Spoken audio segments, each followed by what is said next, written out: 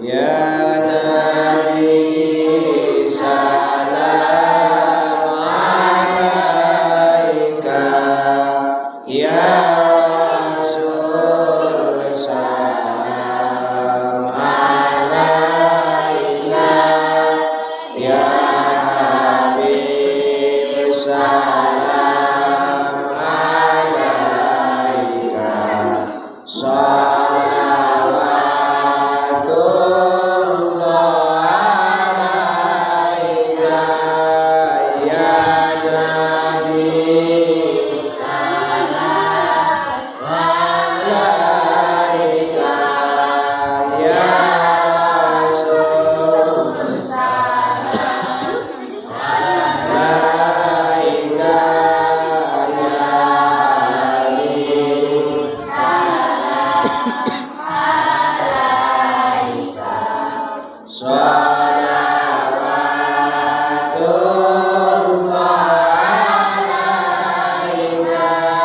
Assalamualaikum warahmatullahi wabarakatuh.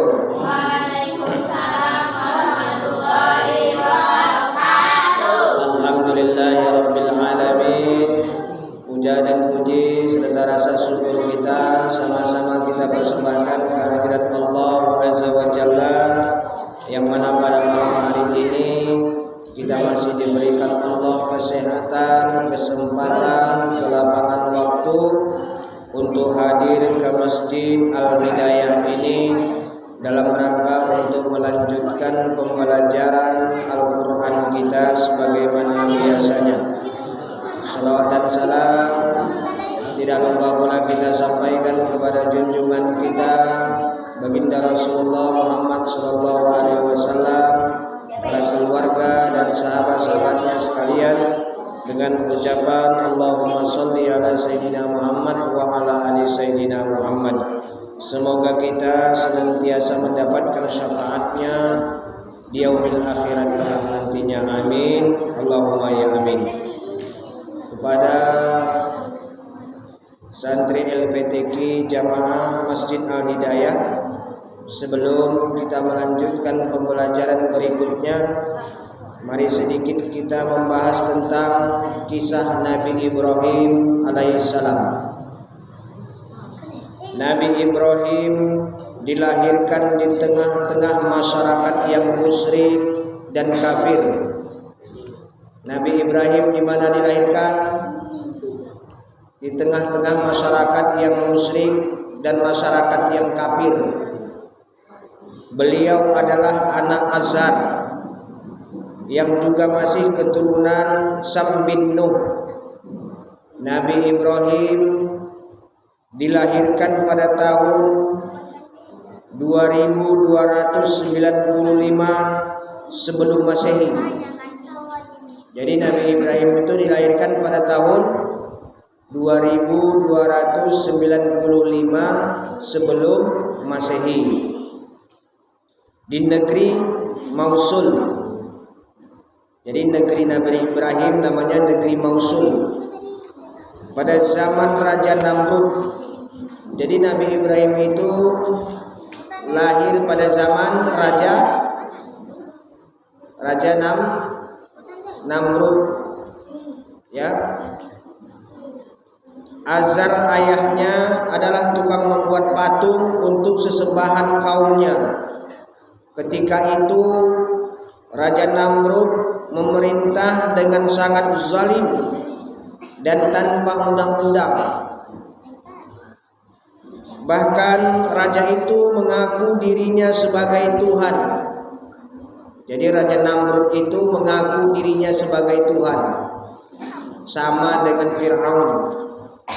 Nauzubillah, summa nauzubillah. Semua rakyat pada waktu itu menyembah berhala. Tahu apa berhala? Berhala itu adalah patung yang dibuat mereka sendiri, lalu mereka sembah. Itulah manusia bodohnya pada waktu itu. Tuhannya dibikinnya sendiri, disembahnya sendiri. Akhirnya dirusak-rusaknya sendiri. Ya. Lalu Nabi Ibrahim dibuang ke hutan. Raja Namrud adalah raja yang keji dan bengis. Ia seorang raja yang tidak mau lengser dan ingin berkuasa terus-menerus, bahkan ingin hidup terus-menerus. Jadi Nabi Ibrahim itu ingin hidup terus-menerus, seakan-akan dia bisa hidup untuk selama-lamanya.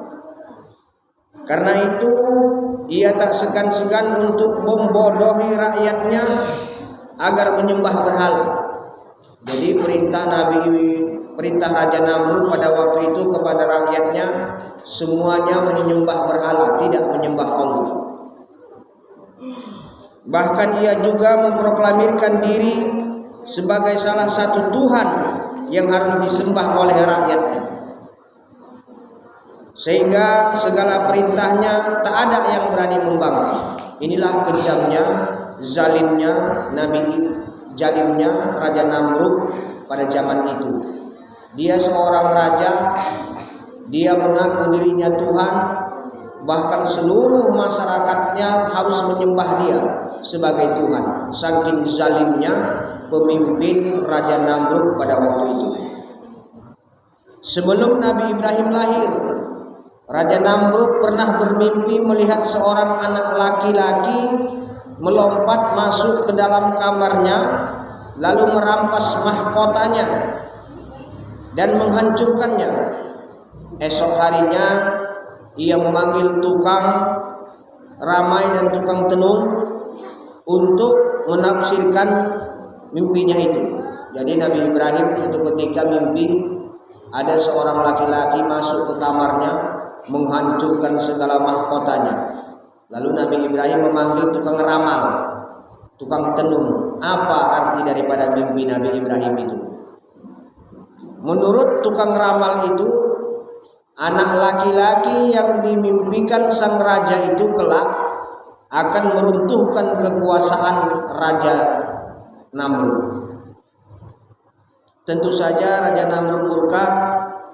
Ia memerintahkan kepada prajuritnya untuk membunuh setiap bayi yang lahir laki-laki pada waktu itu. Karena takutnya Raja Namrud hancur kerajaannya, jadi setiap bayi laki-laki pada waktu itu lahir diperintahkannya dibunuh hidup-hidup, dikubur hidup-hidup. Dia sangat takut runtuh kerajaan Raja Namrud pada waktu itu. Nabi Ibrahim alaihissalam lahir secara diam-diam, diselamatkan oleh ayahnya dengan jalan disembunyikan dalam sebuah gua di hutan. Dengan izin Allah, beliau dapat hidup dengan selamat tanpa gangguan apapun. Karena jauh dari kaumnya, maka sejak kecil Nabi Ibrahim terbebas dari segala macam bentuk syirik dan maksiat. Jadi Nabi Ibrahim ditempatkan pada waktu itu di gua. Ya, Nabi Ibrahim lahir di gua, diselamatkan oleh Allah Subhanahu wa taala.